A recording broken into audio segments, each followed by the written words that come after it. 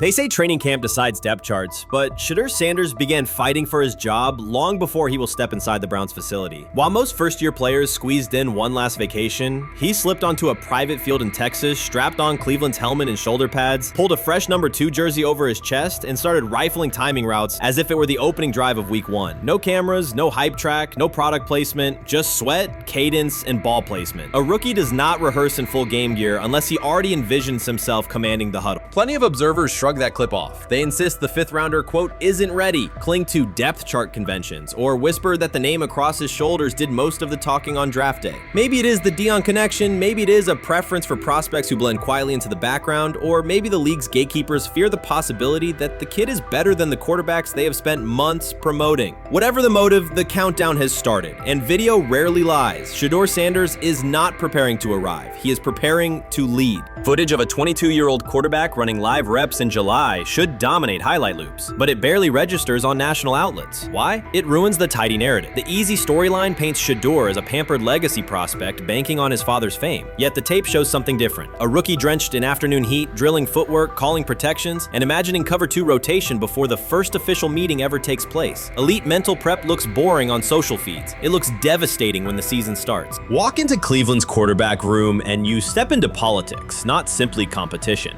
Joe Flacco, a Super Bowl MVP in decline, carries institutional trust. Kenny Pickett, rescued from Pittsburgh's reset, carries hometown intrigue. Dylan Gabriel, the 3rd-round system fit, carries draft capital the staff must justify. And then there's Shedeur, the lightning rod whose presence alone spotlights every bias in the evaluation process. Coaches frame it neatly. Rookies must wait their turn. The truth is less polite. Practice snaps are currency. Perception is elastic, and early allocations already favor Pickett and Flacco. It is the oldest playbook in the league. Lock vets into the headline roles before pads even crack. Then let repetition shape reality.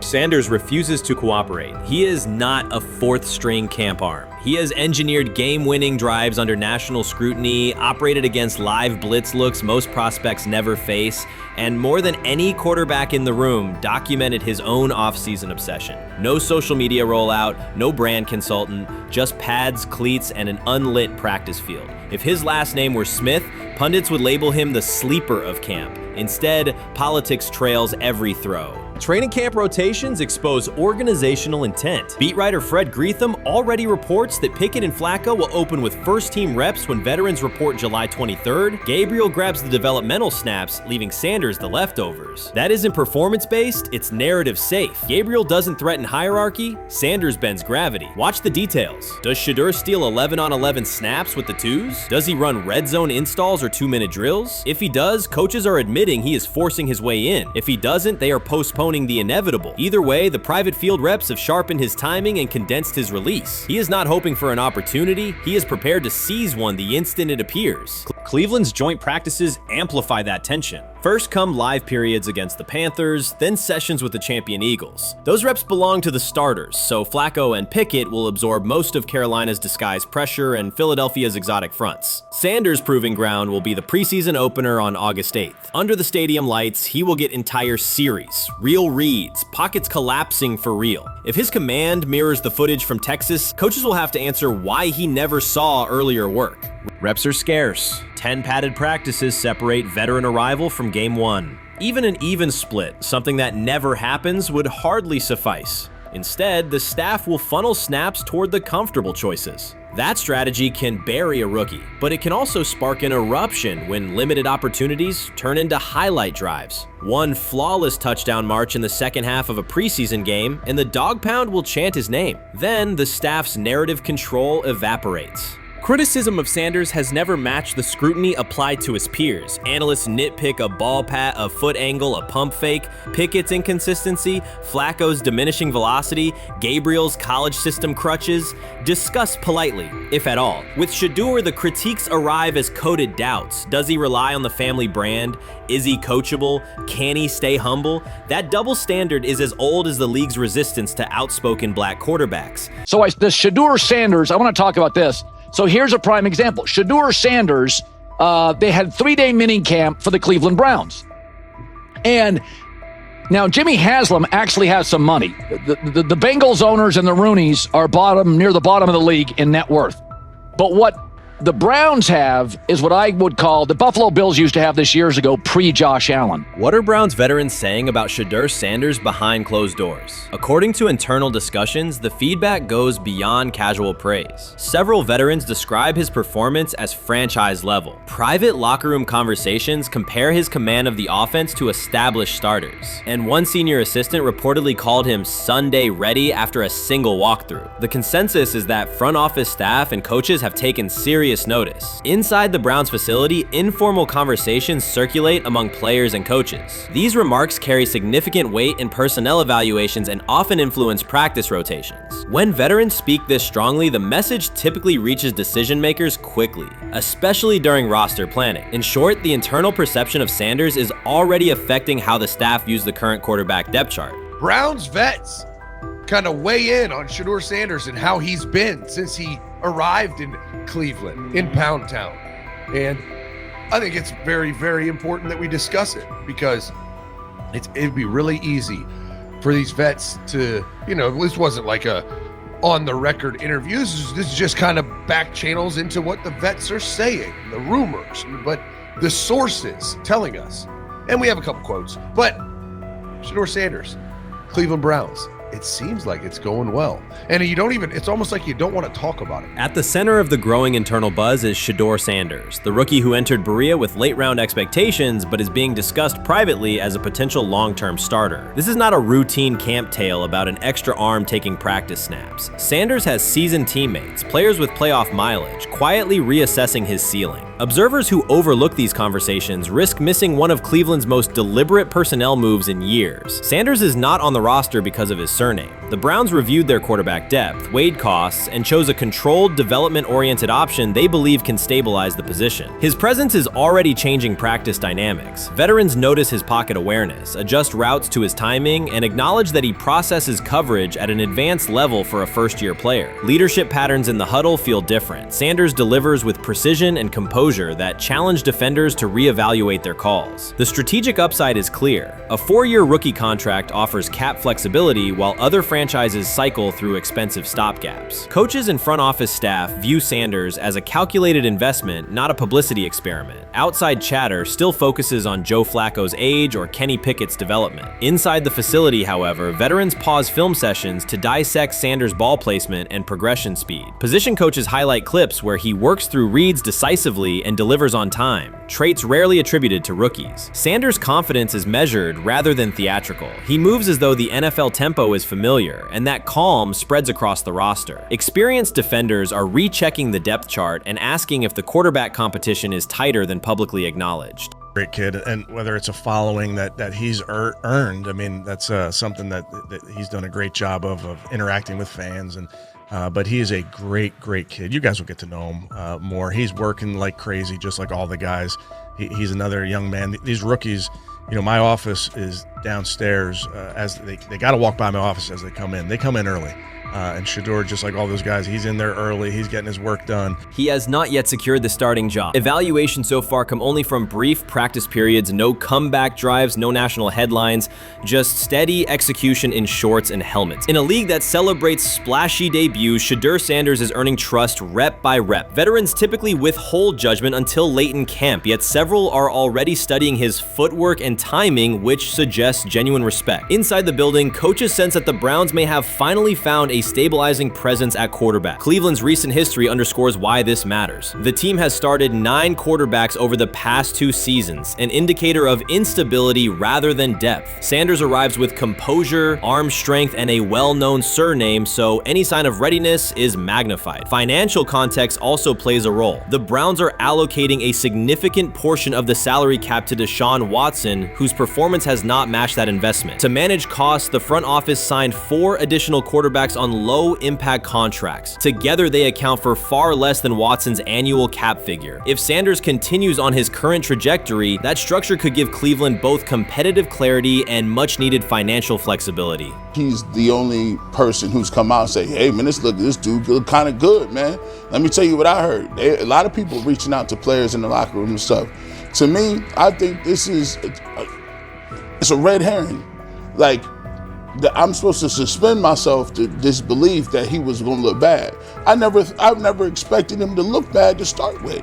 The 5th round quarterback stuff, that's involving perceptions, pre-draft analysis, and other teams. Cleveland's veterans have endured every kind of quarterback turmoil, poor reads, major injuries, shaken confidence, and sideline disputes. When a young quarterback like Shedeur Sanders steps in and appears composed rather than overwhelmed, people notice. The attention comes not just from coaches and reporters, but from the linemen and defensive leaders who have watched previous backups struggle. They are not exchanging doubts, they are sharing nods of approval. Sanders demonstrates instinctive pocket awareness, reliable accuracy, and steady poise, qualities that quickly circulate through team conversations. After years of instability under center, the Browns need someone who can remain calm and effective deep into the season. Although expectations have fallen over time, genuine interest is growing. Praise is coming from teammates who rarely commend anyone unless his performance demands it. Urban Meyer's roster history underscores the absurdity. Meyer coached Aaron Hernandez, whose off-field crimes are well documented, along with other players entangled in assaults, academic misconduct, and more. Yet Feinbaum singled out Newton,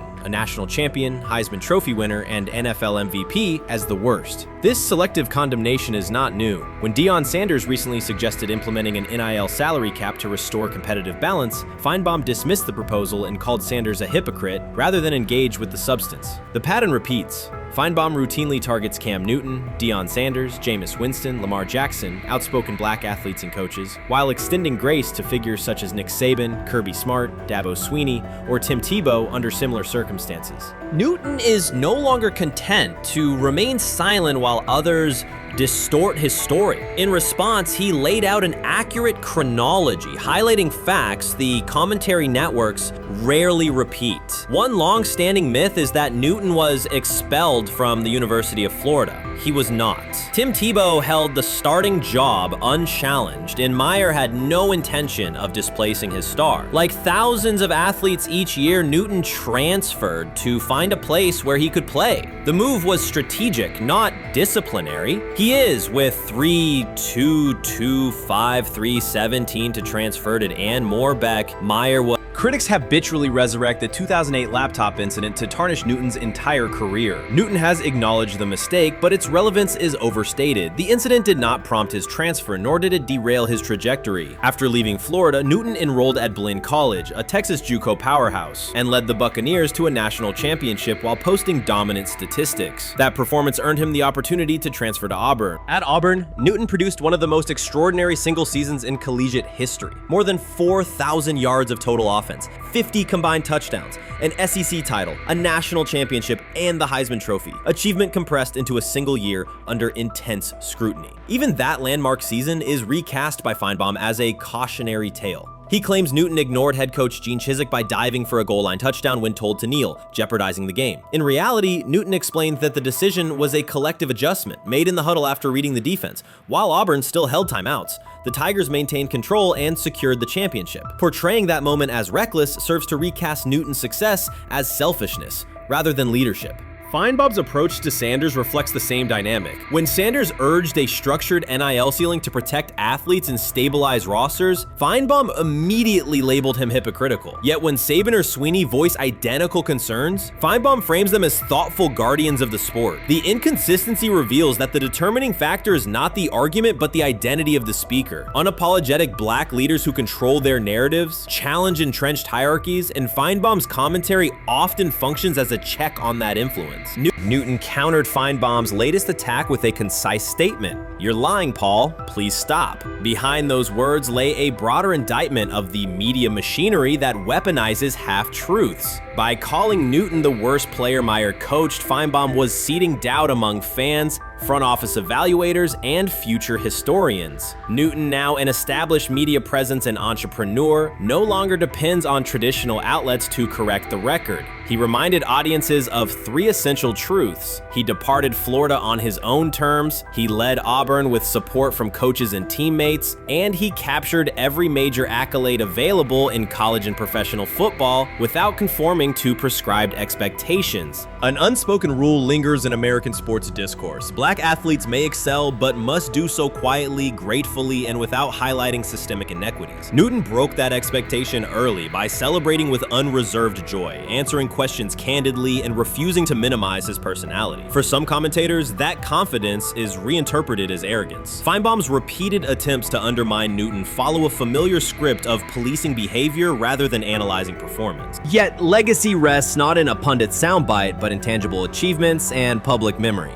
Newton's resume, Heisman winner, national champion, NFL MVP, speaks for itself. Millions of fans witnessed his impact on Saturdays and Sundays. Countless young quarterbacks saw someone who looks like them redefine the position's possibilities. The same is true for Sanders, whose player-first coaching philosophy and media savvy continue to influence college football's direction. Feinbaum's commentary cannot erase these realities. Newton, Sanders, Winston, Jackson, and others have already secured their places in football history. By publicly confronting misinformation, Newton set a precedent for athletes who now possess the platforms and technology to present their stories unfiltered. The microphone no longer belongs exclusively to legacy broadcasters. Newton holds it now, and he intends to keep it. A decisive shift that reduces the gatekeeper's influence and ensures that accomplishments are judged on merit rather than narrative manipulation. Shedeur Sanders doesn't ask for excuses. He hasn't blamed limited reps, patched together receiver groups, or fourth-string offensive linemen struggling against Cleveland's second-team defense. He shows up, works, and demonstrates why he belongs. On day 3 of Brown's training camp, for the first time since OTAs, he finally received something close to a fair opportunity. He lined up with the second unit during an 11-on-11 period and made the most of it. In 8 plays, he did what he typically does when given a chance. He executed. He went 2 for 2 on a quick series, finishing with a decisive throw to tight end Blake Whiteheart that immediately caught the sideline's attention. There was no hesitation in his drop, no unsettled feet, and no panic. Just firm, accurate timing and clean operation. It raised an obvious question. What has taken so long for the Browns to evaluate him with a functional group? The story isn't only about one throw, it's about the delay before it. Sanders has been the guy for most of his football life, commanding high school programs, starring in the Southwestern Athletic Conference at Jackson State, then operating under national attention at Colorado. For the first time, he's been told to wait. He has treated that reality as part of the job rather than a setback. He has prepared like a professional since the moment he arrived, and on the 3rd day of camp in heavy heat, he let the football represent his case. While coverage focused on the veteran presence of Kenny Pickett and Joe Flacco, Sanders made an impression with minimal volume. The difference with the second team was immediate. Protection held up, routes were on schedule, and progressions unfolded as designed. Within that structure, he looked like the quarterback who led efficient offenses at Jackson State and Colorado. Calm in the pocket, decisive in his reads, and accurate to tight windows. This was not simply a good practice period, it was a clear statement. He was not just operating the script, he was directing it. The timing was sharp, the reads were clean, and the seam throw to Whiteheart was a high-level anticipation throw, professional in placement and pace. The narrative around Sanders should reflect that when he is placed in a workable situation, his strengths are visible. Early work with 4th unit personnel included protection issues and unreliable spacing. With the 2nd unit, those variables stabilized, and his work looked consistent with his resume. The performance supported a straightforward conclusion. The evaluation should move forward with higher quality reps. Sanders has been explicit about his approach. He does not request special treatment. He intends to be prepared so that when an opportunity appears, he can step in without a drop-off. He has said he wants to be ready for anything and not offer explanations after the fact. That mindset fits what teammates and coaches have observed. A quarterback focused on the assignment, not the conversation around it. The conditions were demanding: relentless sun, heavy humidity, and a practice tempo that stressed decision-making. Many players fatigued as the session wore on. Sanders did not show signs of rushing reads or forcing the ball. He managed the pocket, reset his base when necessary, and continued to deliver on time. The path he has taken, HBCU starter in the SWAC, then Power 5 starter under constant attention, has prepared him for compressed evaluation windows. He has been under scrutiny for years. The heat did not change his process. He moved defenders with his eyes, anticipated breaks, and stepped into throws with balance. The crowd was not chanting his name, and there were no ovations. That was irrelevant to the task. He is focused on the locker room and the staff, and he is building credibility the same way he did at previous stops, by being reliable when the ball is snapped. Quarterbacks coach Bill Musgrave has emphasized ignoring external noise and keeping attention on install, footwork, and timing. Sanders is familiar with the dynamic. He has been followed by cameras and commentary since his early teens. He has experience living with attention and still adhering to routine. Under heat, with a narrow set of snaps and multiple decision points, he stayed composed and effective. 2 speeding citations, 91 miles per hour in Brunswick and 101 miles per hour in Strongsville, became national items. General Manager Andrew Berry characterized the decisions as not smart and stressed that it's not only about driving fast, but about the safety of others. Sanders accepted responsibility, stated that he learned from the incidents, and said he would follow the rules. The attention to those citations did not alter his daily schedule or his practice preparation. He arrived early, stayed engaged, and kept the discussion centered on work. Away from the field, he spent time at Rainbow Terrace in Cleveland after a significant apartment fire, distributing supplies and checking on families affected by the incident. There was no formal media rollout around the visit. It was an instance of direct engagement with the community without publicity attached to it. That reflects the same approach he shows inside the building. Do the work first. Sanders treats each rep as if it might be his last for the day and his only chance to show a specific element on tape. He prepares for protections, cadence variations, route adjustments, and timing with a level of detail that compresses the learning curve. When he is not under center, he studies coverages from the sideline, charts plays, and reviews video before and after practice. He writes down the next day's calls so he can anticipate checks. He has reference using virtual simulation tools to replicate snaps he does not receive physically. That is not a passive stance, it is an active attempt to reduce the distance between classroom and field. He is building relationships across the roster, not just with projected starters. He communicates with defensive backs to understand what they see and how they react to certain stems. He spends time with offensive linemen to align on cadence and protection calls. He connects with newer players away from the facility so that communication improves in practice. That is practical leadership, consistent, low visibility work that becomes obvious when the ball is snapped and the operation is smooth.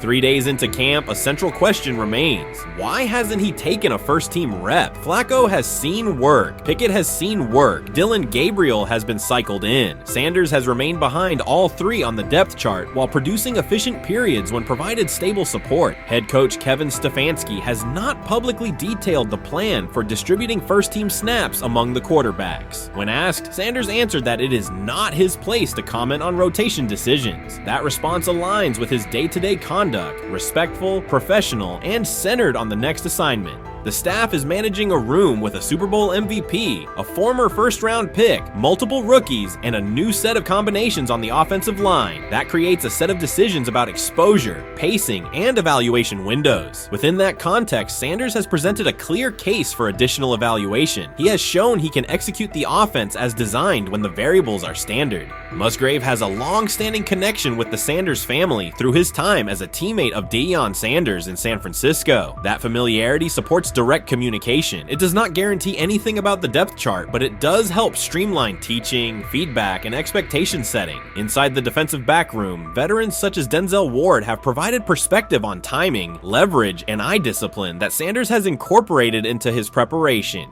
He is operating without the immediate family structure that defined his college environment. Away from his brother Shiloh and his father Deion, he is managing his own housing, nutrition, recovery schedule, and all the smaller tasks that accompany an NFL routine. Those adjustments matter because they influence consistency across a long camp. He has treated those responsibilities as part of the job rather than distractions, which is reflected in a steady daily approach. What he showed on day 3 with the second unit was not a surprise to those who have tracked his prior work. It was a continuation of a profile: efficient sequencing, clear timing, and consistent ball placement when protections and routes hold up. The 8-play period was short, but it was enough to reinforce the point. He doesn't need a large sample to demonstrate baseline operation. He needs a fair sample to test ceiling and adaptability. There is also the matter of perception. Public attention concentrated on the speeding tickets and the general manager's response. Less attention fell on the preparation, the efficient period with the second team, or the community engagement at Rainbow Terrace. That imbalance is common in training camp narratives. Sanders has handled it by keeping his answers simple and his focus on football. He has not tried to redirect the conversation. He has done his work and waited for additional reps. The objective next step is straightforward. Expand the evaluation with higher unit personnel and standard opponents. That does not require a complete reshuffling of the depth chart. It requires allocating a defined sequence of first-team snaps so that timing with starting receivers and protections with starting linemen can be measured on tape. The staff can then compare operation speed, accuracy under pressure, red zone decision-making, and 2-minute mechanics against the other quarterbacks. That is the most direct way to clarify the competition. None of this dismisses the experience or track records of the veterans in the room. It emphasizes that the purpose of camp is to test assumptions with current performance. Sanders has provided enough evidence with the second unit to justify a broader look. He has shown that the pace of his feet matches the pace of his eyes, that he can hold safeties with his shoulders, and that he can drive intermediate throws without float. He has also shown discipline to take the clean completion rather than force the vertical shot when leverage dictates otherwise. Every day, he has addressed the controllable items, meetings, note-taking, install recall, cadence management, and post-practice review. He has not asked for public guarantees. He has asked for an opportunity to compete on comparable terms. The 8-play sequence with the second unit was a small but clear example of what he can do when those terms exist. The staff's communications have been measured. Stefanski has not laid out a schedule for first-team rotations publicly. Barry addressed the speeding incidents directly and emphasized standards for decision-making off the field. Sanders accepted the criticism, adjusted his behavior, and moved forward. Those are the relevant facts. What remains is a football evaluation that can only be completed by giving him snaps with the top group and measuring the results. If that evaluation occurs and he performs at the level he showed with the second unit, the conversation will shift from potential to placement. If it does not occur, the question will persist through camp. Why not test the full picture? Sanders has built a case based on preparation, poise, and execution. He has demonstrated leadership by building relationships across the roster. He has shown maturity in handling external issues directly and moving on. He has given the staff reasons, on the field and in the building, to continue the process. 3 days into camp, he has answered everything within his control. He has shown growth, discipline, and consistent operation. He turned early fourth-team disarray into learning, then executed cleanly when moved to the second unit. He kept the discussion on football when outside topics threatened to dominate. He has not tried to win a press conference. He has tried to win every rep. If he continues to stack days like this, the next step is logical. Evaluate him with the starters, document the results, and let the tape determine the depth chart. Until then, he will continue to prepare, continue to compete, and continue to present the same message through his play. Grab hold of the starting job. Yes, but I don't think we're going to know which one until we get deep into August. Now, I think, we tracked the reps everybody was getting at practice throughout the OTAs and minicamp. But when you talk to people there, they just want to make sure everybody got what they needed. And that, Kenny Pickett, we find out if he has the goods to be the starter. Joe Flacco, they back him off a little bit. He's 40. He may not need as much. The rookies, Shedeur Sanders and Dylan Gabriel, what do they need to learn to make the transition from the college game to the pro game? That's what the spring was about for the Browns quarterbacks. Now, Shedeur Sanders has moved from social media celebrity to on-field standout, and ESPN now lists him among its first-team candidates. Reactions are split. Some fans are impressed while others are skeptical. Whether this reflects Deion Sanders' long-term strategy or simply Shedeur's rapid development, the story is drawing widespread attention. Here's a look at what led to this moment. They never planned on taking him. The problem is, like Ocho Cinco said, you got somebody that has endeared himself to the locker room. And guess what? The difference between him and Tim Tebow, the biggest one, is he can play. He can throw the ball. Tim Tebow running around being an H-back. He can throw the ball. And he's done everything he needs to do. He ain't saying nothing. He ain't rocking the boat. He ain't mad about the reps. He ain't mad about none of that. All the people out there want to see is this, like Tyver said earlier.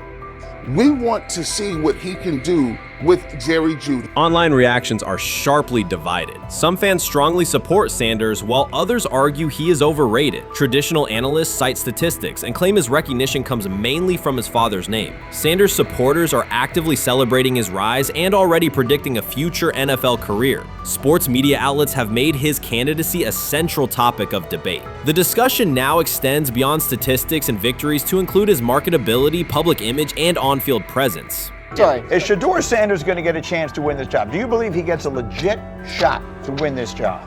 Listen, I think, first of all, the action's going to really start in training camp. Like, forget all the OTA stuff. You don't win a job in OTA. The real action starts in training camp. And just like Shedeur said, during the mini camp, when it's time to take your reps, you got to make the most of it. Because I think early on, there's going to be a lot remember, Joe Flacco didn't hardly practice in OTAs and mini camps because they were giving the young guys. Right. So when he gets his opportunity, he's going to have to make the most of it. Analysts are closely reviewing game footage to evaluate Sanders' decisions and mechanics, while others examine his social media activity to see how he balances content creation with quarterback duty. Shedeur Sanders' placement on ESPN's early first-team list has taken over the college football conversation. Supporters circulate his highlights and argue that his on-field production and leadership justify the honor. Skeptics claim the recognition relies too heavily on his family name and question whether his resume is strong enough for first-team status. Analysts are rewatching game footage to assess his reads, accuracy, and pocket presence, while others examine how he balances a high-profile social media presence with quarterback responsibilities. The debate has pushed other storylines, such as conference realignment and NIL issues, into the background, leaving fans and commentators focused on Sanders' performance, marketability, and overall impact on the sport. I'll keep saying it. I believe Shedeur Sanders should play more games than any other quarterback on this roster this year, because he's the only guy that I look at and say they might have something here. Because I'm telling you right now, they left night one of the draft saying we are taking our quarterback next year. So it's on Shedeur or Dylan or Kenny, probably not Joe, To change their mind. to change their mind. But you got to find out. You got to find out. Opinions differ on whether Sanders is benefiting from his family name or simply showing real progress, but the attention is undeniable. Social media is flooded with edited images elevating him to legendary status. Critics argue the first-team nod is driven by hype and marketability, while supporters point to his flashes of strong arm talent, field vision, and decision-making. Regardless of motive, the announcement has dominated the football news cycle and intensified debate over how much of his rise is performance-based versus media-driven. Highlight reels rarely show Sanders' turnovers, late-game mistakes, or inconsistent stretches. Being named to a first-team watch list suggests sustained dominance, something Sanders has displayed only in flashes. His selection appears driven as much by brand recognition and media appeal as by performance. ESPN's decision has intensified debate. Data-driven critics post statistics that question his resume, while passionate supporters predict awards and future NFL success. Commentators recall a time when first-team consideration required years of proven excellence. Yet many fans already see the announcement as confirmation that Sanders is on track for major college football honors. Shedeur Sanders has earned first-team reps when training camp commences later in July. I'm not saying like he's the first guy up when you do 11 on 11s, day 1, 2, 3, 4, 5 at training camp. I'm not necessarily saying that. But he's the one quarterback that we didn't get a chance to see take reps with the ones. But I think Shedeur has a chance to like make this conversation interesting if he gets those reps with the ones and he has the same success that he did with the 2s, the 3s, and the 4s.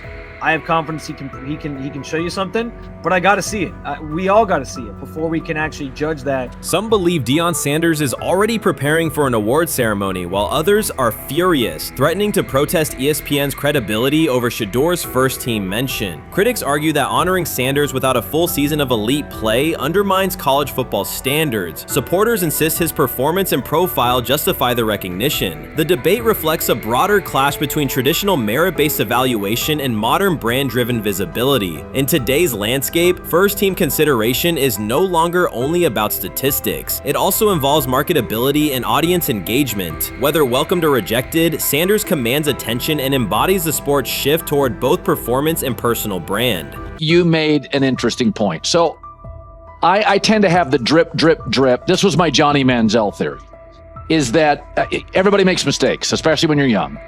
But if I see 2, 3, 4, 5, then you've got a plumbing issue. It's not just you didn't close the faucet. So there's about 6 pieces of video in college where Shedeur was a little bit of a brat, whatever. Then there's the legendary cringy draft room. Didn't love that as a B prospect. Then there's back-to-back speeding tickets, both over 90, and a missed arraignment. The NFL is navigating unexpected headlines after a former Browns coach publicly defended Shedeur Sanders in response to reports of multiple speeding tickets. The coach's statement has sparked extensive online debate. Supporters welcome the show of loyalty, while critics question the motive. Sanders now finds himself at the center of an unforeseen controversy, and observers want to know why a Cleveland coach is standing so firmly in his corner. The story is developing rapidly and continues to draw intense attention. When it came out that he got a speeding ticket, I said it's not really that big a deal. I feel very differently about it now. Over 40 miles an hour over the speed limit, less than 2 weeks after you just got a ticket. I don't know if that's entitlement, or immaturity. There's got to be some teams that are feeling very good right now that they didn't draft him. Observers are focusing on Shedeur Sanders' recent speeding ticket, treating the violation as a measure of his character and sidelining his athletic, academic, and philanthropic accomplishments. The incident, driving 15 miles per hour over the limit in a borrowed Lamborghini, has drawn sharp criticism. In response, a former Cleveland Browns coach has taken the opportunity to comment, even though the franchise is widely viewed as unstable due to its frequent coaching changes and limited on-field success. By defending Sanders, he presents himself as an authority on discipline and leadership. The statement, coming from an organization seldom praised for stability, has nonetheless attracted considerable attention across the league. You want to defend him a little bit. I thought this was an interesting take. Yeah, I thought it was really interesting that you said you were out because of the speeding tickets. To me, that's such a minor thing. You were so high on him in terms of his completion percentage in OTAs, and I thought that was a little aggressive on your part. But with the speeding tickets, I got a speeding ticket the first night of the draft, my first year there. I thought maybe I'd get the benefit of the doubt, but they gave it to me anyways. As soon as the former Browns coach defended Shedeur Sanders, social media erupted with commentary, resembling the volume of draft night coverage. Posts and opinions appeared within minutes, and criticism escalated rapidly. Detractors amplified Sanders' minor speeding violation, while supporters argued that such reactions were disproportionate to a single traffic citation. Shedeur Sanders received 2 speeding citations, and the minor traffic issue quickly drew national attention. Before considering the former Browns coach's response, it is useful to clarify the facts. Sanders, son of Pro Football Hall of Famer Deion Sanders and a current college quarterback, was twice ticketed for exceeding the limit while driving a high-performance vehicle. Commentary on social media escalated rapidly, with critics framing the incident as a significant character concern, even as the league has historically tolerated far more serious legal transgressions. Stepping into the debate, a former Cleveland Browns coach, best known for a tenure filled with losses and contested decisions, issued a strong public defense. He argued that 2 speeding tickets should not define Sanders' reputation or overshadow his on-field talent and community work, urging a balanced assessment of the player's actions. I don't love it from a 5th-round draft pick. I don't love that it happened multiple times, but I do think that this is the first time he's been away from his dad, and there's gonna be some growing pains now.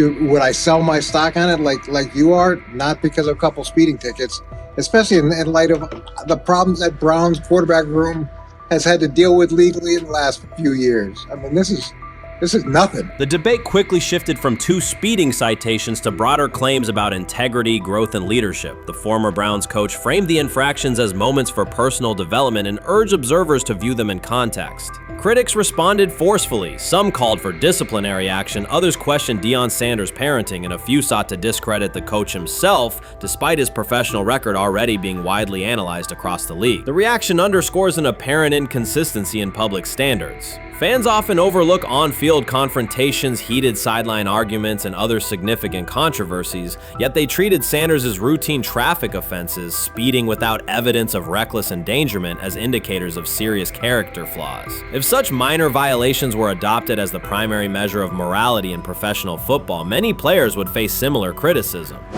Sports media amplified the story almost immediately. Television panels dissected Shedeur Sanders' decision-making, treating 2 speeding tickets as indicators of deeper character concerns. Networks aired detailed segments under banners such as red flags and road rage, repeatedly questioning whether the citations might affect his draft evaluation. Although Sanders is already regarded as a first-round prospect, analysts emphasize that NFL teams value discipline and legal awareness when forming final assessments. Many commentators overlook the fact that other high-profile players have faced more serious offenses without similar scrutiny. Throughout the coverage, the former Browns coach defended Sanders, portraying him as a talented quarterback subjected to disproportionate criticism in a culture that expects near-perfect conduct. His argument was thorough and methodical, asserting that the traffic violation should not overshadow Sanders' skills, work ethic, or future potential.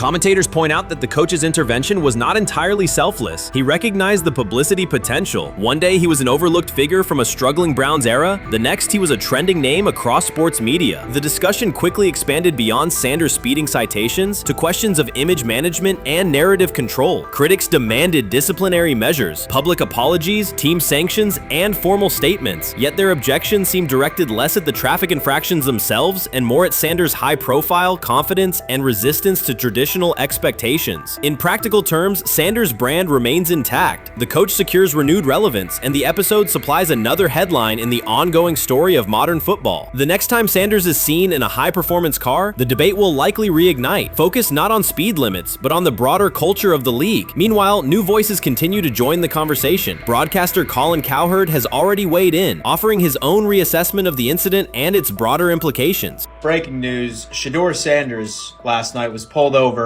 going 100 miles per hour. All right, he clocked 101, 41 miles an hour over the speed limit in Cleveland. He will have the opportunity to fight the ticket in court. Now, I'm not exactly sure where he was pulled over, whether or not that it was in Ohio or whether or not that it was in his home state. But typically when you're going 40 over, that's flirting with the line of reckless driving.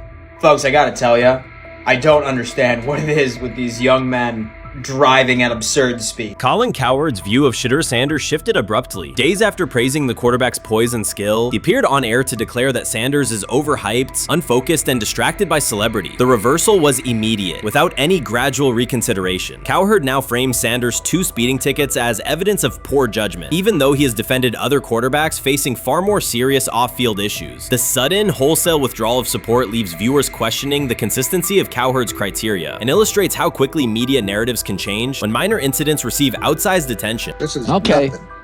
nothing. Okay. How much of this is, I mean, Jimmy Haslam has his hands all over Manziel, has his hands all over Deshaun Watson, admitted it, man enough to admit it. I saw the reaction in the draft room when they took Shedeur Sanders. Pretty obvious it wasn't the coach and the GM's pick. How much is this team has 8 last place finishes in 13 years owning it. How much of this is we don't have a very good owner here like Washington, D.C. and the Commanders? Yeah, I didn't love the owner stepping in and saying, hey, you got to take this guy in the 5th round.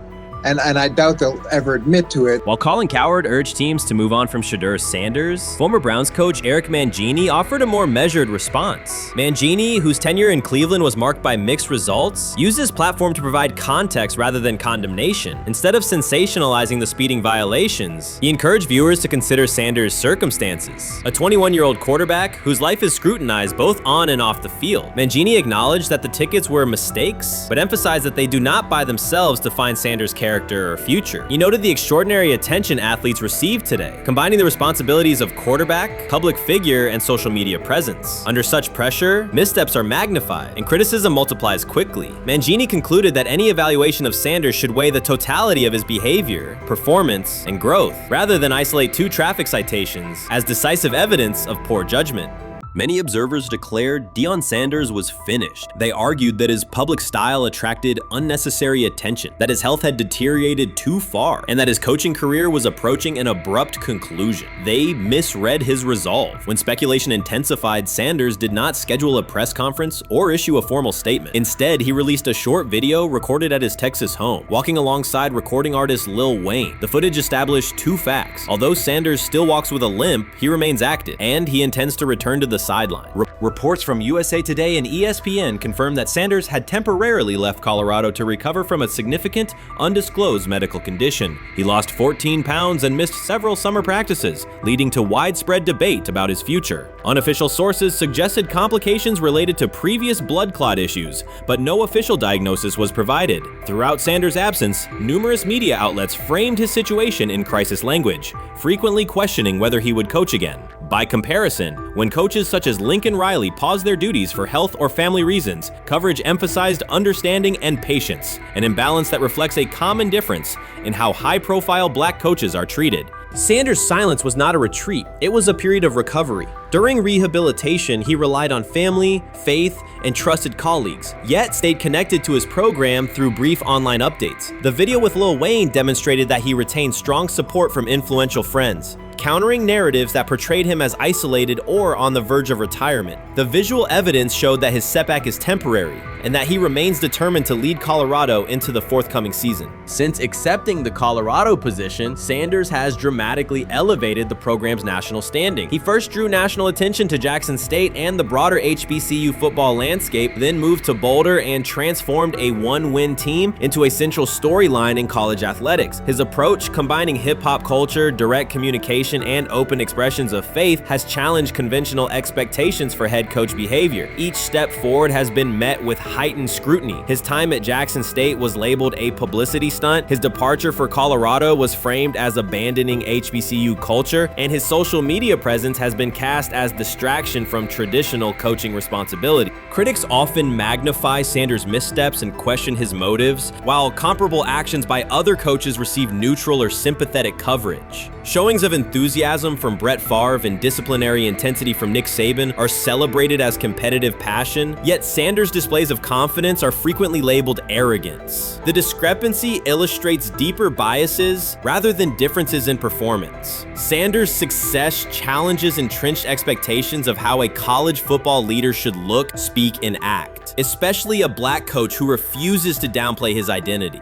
During his convalescence, Sanders maintained close communication with his staff and athletes, reinforcing the standards he had established: discipline, accountability, and belief. The program's daily messaging continued to emphasize preparation and resilience, signaling that Sanders' influence persists even when he is away from campus. Athletes echoed his mantras during workouts, confirming that his leadership extends beyond physical presence. Sanders acknowledges the seriousness of his medical challenge, but has refused to let it define him. He has publicly discussed leaning on scripture and prayer, explaining that his purpose as a mentor, father, and coach extends beyond personal adversity. In that context, the video of him walking in the Texas sun was less a strategic media effort than a straightforward demonstration of continued commitment to his team and mission. Colorado still requires Sanders' vision. Prior to his arrival, attendance was low, national media attention was minimal, and recruiting momentum had stalled. Sanders' leadership brought renewed energy, authentic identity, and higher standards of accountability. Players who previously lacked representation in college football leadership found a coach who shares, affirms, and elevates their cultural background. Sanders supplements conventional coaching priorities, scheme, fundamentals, and execution with empowerment initiatives that cultivate self-confidence and authenticity. As preseason camp approaches, Sanders intends to resume full involvement, even if medical recovery remains ongoing. His presence is expected to restore on-site leadership, stabilize the locker room, and direct media coverage toward on-field progress. For Sanders, the objective extends beyond compiling wins. It includes completing a cultural transformation that expands how success and leadership are defined in modern college football. Those who predict his decline overlook the underlying traits, faith, perseverance, and purpose that have supported Sanders throughout his career.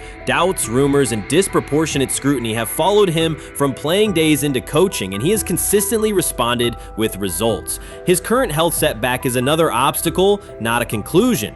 The broader initiative he leads, centered on authenticity, opportunity, and high standards, continues. When Sanders returns to the sideline, it will mark the next stage of a movement he has guided from Jackson State to Boulder. The recent period of quiet has been strategic rather than passive. Instead of defending himself in daily briefings, Sanders focused on rehabilitation, remote program oversight, and family support. Each brief social media message reinforced a consistent theme: faith and preparation. He has articulated gratitude for medical professionals and has reiterated that his mission at Colorado is unfinished. His public references to scripture have been direct but measured, aligning with his long-standing practice of integrating faith into leadership. By walking through his ranch with Lil Wayne, Sanders signaled continuity. The clip underscored that influential supporters remain engaged, that Sanders' broader network values his vision, and that he remains capable of navigating physical challenges. The visible limp was not evidence of imminent retirement. Rather, it documented the reality of ongoing recovery and the resilience with which he approaches each obstacle. Colorado's athletic administration and football staff continue to affirm Sanders' program direction. Recruitment communications cite his established record in fostering cultural relevance and national exposure. Prospective athletes respond to a coach who presents a transparent path to development, both on and off the field. Current players refer to Sanders' coaching points with clarity, citing specific drills and expectations that remain unchanged during his absence. These indicators demonstrate that the core structure structures Sanders implemented are functioning, and that his return will be an amplification, not a restart. Criticism regarding Sanders' public persona often conflates media style with coaching substance. Analysis from opponents suggests that social media engagement dilutes football preparation, yet Sanders' staffs emphasize time management and delegation. Defensive and offensive coordinators handle in-game adjustments, while Sanders directs overall culture, recruitment, and leadership. He has articulated that visibility serves to amplify program accomplishments and enhance player opportunities, not replace strategic football planning. Some commentary has attempted to reframe Sanders' health issue as evidence that his coaching model is unsustainable. The argument ignores the documented health challenges faced by numerous coaches across levels of competition. For example, college coaches recovering from heart procedures or joint replacements have returned to successful seasons after appropriate medical clearance. Sanders' case follows a comparable trajectory. Medical complications require temporary separation, structured rehabilitation is prioritized, and a managed return is planned. Institutional medical protocols at Colorado dictate clearance requirements. Sanders will meet those before resuming full sideline duties. Colorado's players have expressed public confidence in Sanders' eventual return, citing regular virtual check-ins and continued accountability. Several athletes noted that positional meetings included recorded messages from Sanders reinforcing tactical goals and personal discipline. These details confirm that Sanders has remained actively engaged, albeit remotely, and that team culture remains aligned with his principles. Looking ahead, Colorado's schedule will attract national attention, both for on-field competitiveness and the storyline of Sanders' comeback. Analysts will evaluate how quickly he reestablishes day-to-day rhythm and whether his physical limitations influence practice oversight. Internal planning accommodates gradual escalation of responsibilities, with medical staff and strength and conditioning personnel contributing to phase reintegration. The broader significance of Sanders' return extends beyond Colorado. His visibility continues to challenge prevailing narratives about leadership styles and pathways in college athletics. By prioritizing authenticity, open articulation of faith, and cultural expression, Sanders offers a contrasting template to more conventional models. His eventual recovery and sideline presence will reinforce the argument that diverse leadership profiles can succeed in elite collegiate competition. In summary, rumors of Deion Sanders' coaching demise were premature. Verified reports confirm a substantial but temporary medical setback. He used the time away to focus on health, sustain program engagement, and rely on a support system anchored in family, friends, and faith. His recent public appearance demonstrated active recovery and reaffirmed his intention to resume leadership in Boulder. The forthcoming season will test Colorado on the field, but it will also underscore the durability of Sanders' vision, one that combines competitive ambition with cultural resonance. Observers who continue to question his longevity overlook the resilience and purpose that have defined his career. Sanders' return is imminent, and the movement he leads remains intact. They have never loathed college football itself. They have resisted the people determined to reshape it. When Deion Sanders, black, direct, unapologetic, walks into a room of power brokers and speaks with authority instead of deference, critics recoil. During his playing days, they complained about celebrations and gold chains. Now that he is a head coach, mentor, and father, they label him something more polite, but just as dismissive, a problem.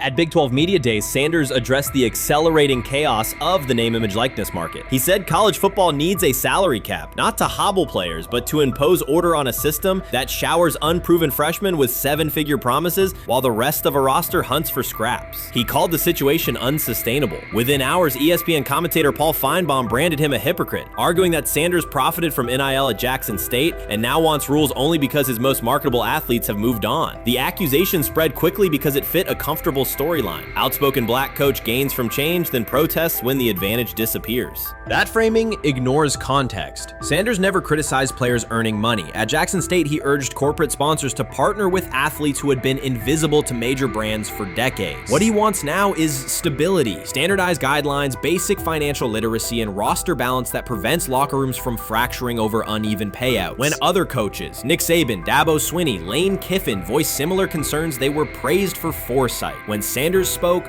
the tone shifted to suspicion. The difference is not the message, it is the messenger. Feinbaum's response followed a familiar script. When black leaders question the structure of the sport, their motives are interrogated, their credibility attacked, and their competence doubted. He did not level the same charge at Jimbo Fisher when Fisher complained that NIL disturbed recruiting. He stayed silent when Kiffin lamented the transfer portal. But Sanders, who raised enrollment and television ratings at Jackson State, brought unprecedented attention to Colorado in one season and consistently mentors players beyond football, was called opportunistic. Feinbaum dismissed the cultural impact Sanders created, the exposure for historically black colleges, the draft picks developed, the infrastructure improved, reducing his work to a marketing stunt dependent on star sons Shedeur and Shiloh or two-way standout Travis Hunter. Sanders did not retaliate. He returned to practice, media obligations, and recruiting. His confidence is rooted in faith and in the responsibility he feels toward young athletes whose lives will extend decades beyond their highlight clips. When he asks for NIL boundaries, he is thinking about freshmen handed large sums without guidance,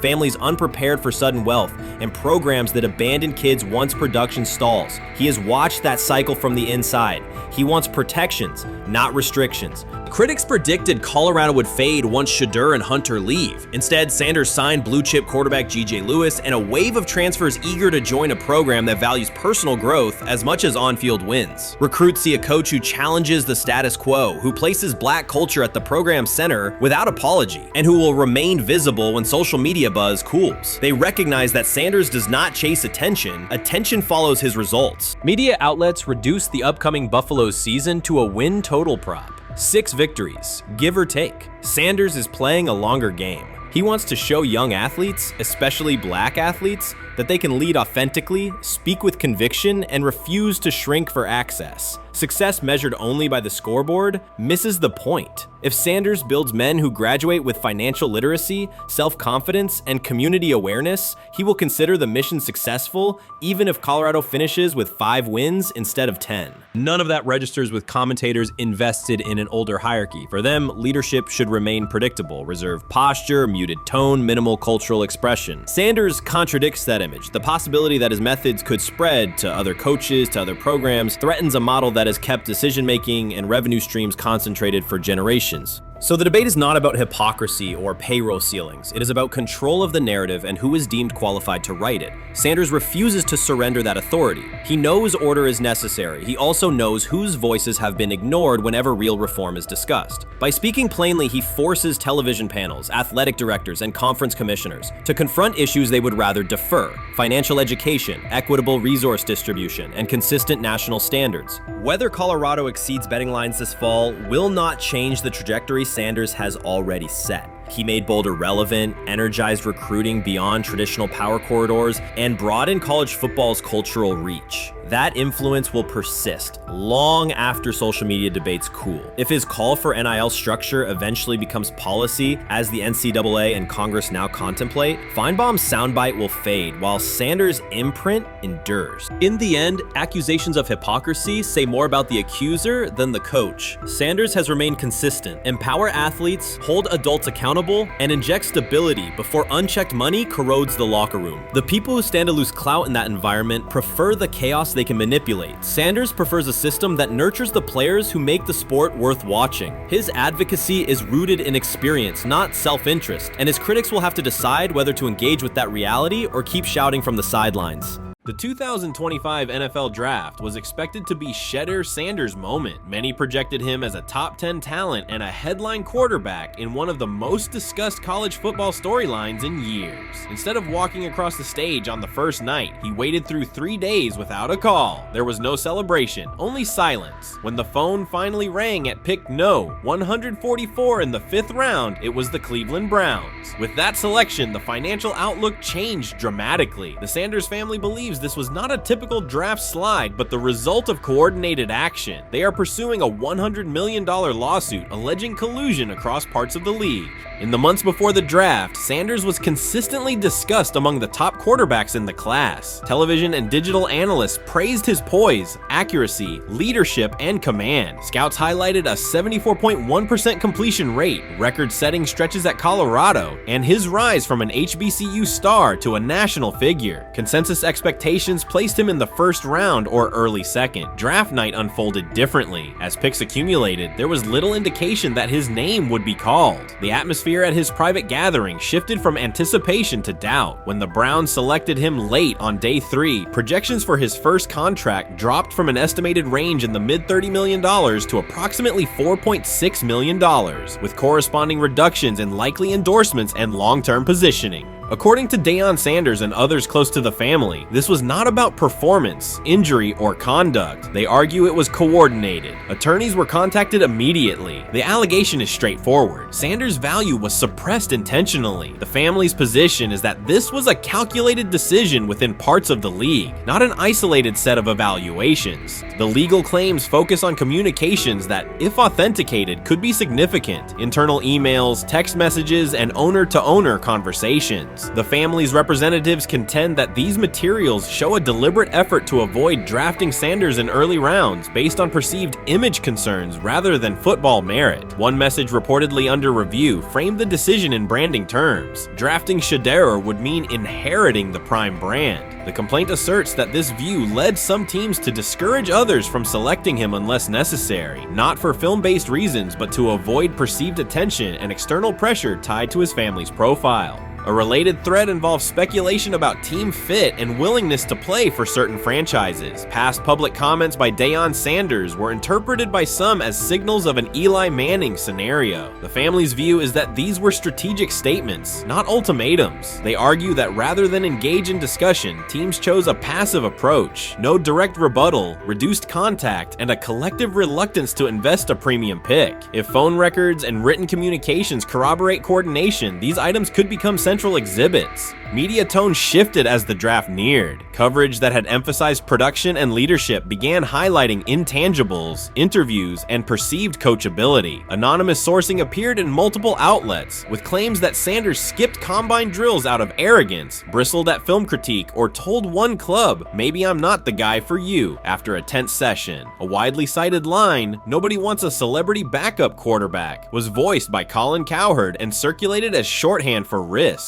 The Sanders legal position is that these narratives did not arise organically, but reflected a coordinated leak pattern that undermined his market value. The family's contention is that this was primarily about control and compliance rather than football ability. They point out that Sanders did not fail a drug test, was not suspended, and did not produce poor athletic testing. His college resume included elite stretches and significant program elevation at 2 stops. The legal claim asserts that the league's power structure resisted a high-profile player aligned with a high-profile parent coach and an independent media presence. The allegation is that teams sought to avoid the perceived complexity that would come with selecting him early. The financial impact is a core component of the damages claim. Had Sanders been selected late first or early second round, projected 4-year compensation would likely have fallen between $30 to $35 million, with immediate access to higher tier endorsement opportunities and the brand leverage that accompanies a franchise quarterback designation. As a 5th round pick, the initial contract value is a fraction of that total, and associated off-field opportunities are typically narrower. The suit reportedly seeks not only lost salary, but also the broader economic value linked to draft position, sponsorships, licensing, and the visibility that accelerates an early career trajectory.